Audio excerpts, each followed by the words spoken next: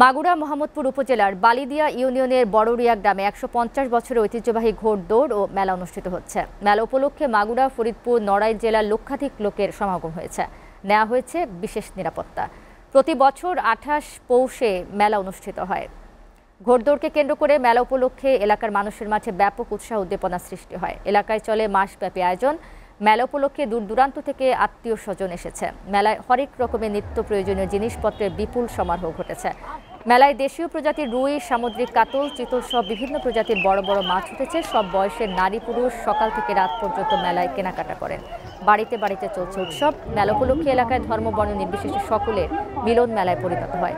ঐতিহ্যবাহী এই মেলা দেখতে প্রতি বছরই দেশের বিভিন্ন প্রান্ত থেকে ছুটে আসে অনেকেই। বাংলা সংস্কৃতির একটা ঐতিহ্যবাহী মেলা এটি। এলাকার সবার সহযোগিতায় প্রতি বছরের ন্যায় এবারও মেলা অনুষ্ঠিত হচ্ছে। ঠিক আছে, এসব মাছ নিয়ে সবাই শ্বশুর বাড়ি যাচ্ছে, জামাইজন যারা।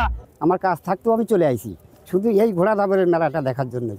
আমি খেলনাপাতি কিনবো, চুড়ি কিনবো। অনেকগুলো ঘোড়া একসাথে আসলো, একটা ঘোড়া ফার্স্ট হয়ে গেল। এই ঘোড়া দাবর দেখার জন্য দূর দূরান্ত থেকে প্রচুর লোক, এখানে লক্ষাধিক লোক জড়ো হয়।